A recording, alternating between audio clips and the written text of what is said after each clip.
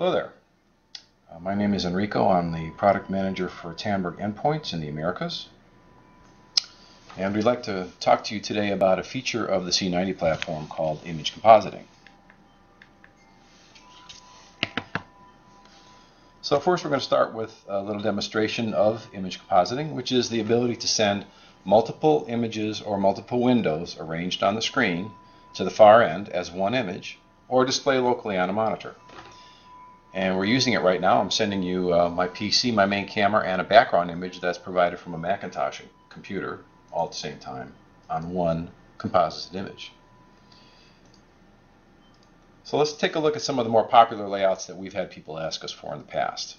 This one is if you have a seating area that has, let's say, raised seating. It's an auditorium style, and you want to have one camera for the upper part of the seating and another camera for the lower part of the seating. So upper and lower cameras.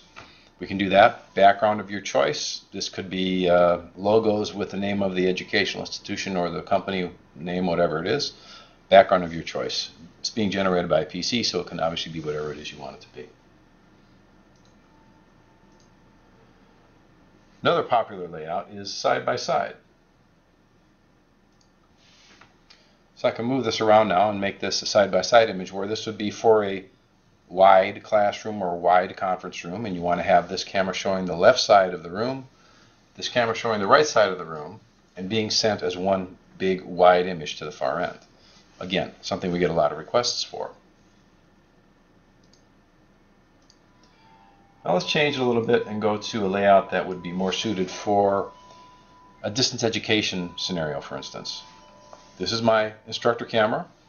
This is my student camera back here. And then I have my PC content, so I can be doing instruction over video conferencing, typical environment for a distance education scenario. Sending everything as one source, not having to worry about dual streams. But I'm sending you 3 images. I can actually send you up to 4. So let me add in my document camera. Now, my document camera here is represented by Jack. And let's say I'm teaching a class and we're talking about Jack, and I'm going, but you know, Jack's holding something in his hand.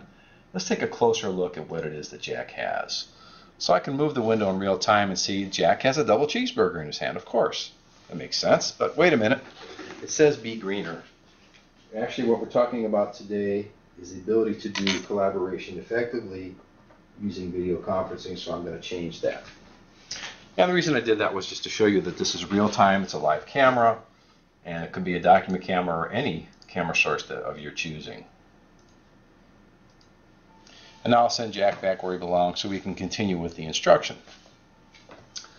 That's the end of the demonstration. I want to show you a few slides regarding this, and I'm going to use yet a different layout for that. This makes the just the main camera and my presentation with a nice background on it. So what I've been showing you is image compositing, and it exists today in the C90. I'm using production level software. This is not any type of beta software or hardware. And I'm using TC 1.1 software. And it's accomplished with API commands. You've seen me over at my PC, activating command sets with macros is what I'm doing to arrange the windows on the screen.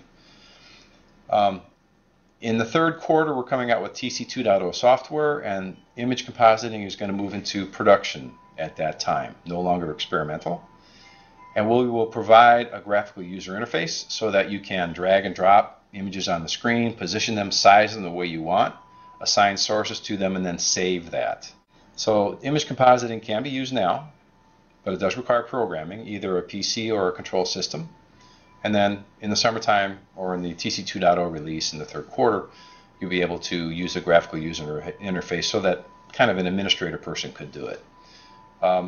Again, you are not limited as far as where you place the windows or how big they are. I've got one window that's the entire screen. That's the green things you see. That's a background being generated from a Macintosh.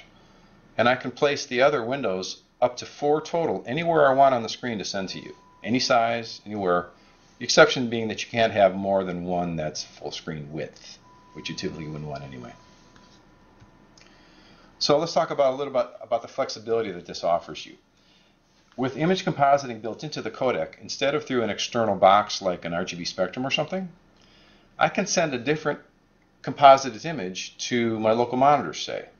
In this case, I show you two local monitors, and the first one has source number 4 as a pip on top of source number 1. You can see monitor 2 has a completely different layout. It's got 5 sources all being displayed at the same time, and there are different sizes than the windows on local monitor number 1. Right, so I have a lot of flexibility there. I can send up to 5 windows or frames to each of my local monitors. In addition, each far end system, when I'm in a video call, can get its own layout.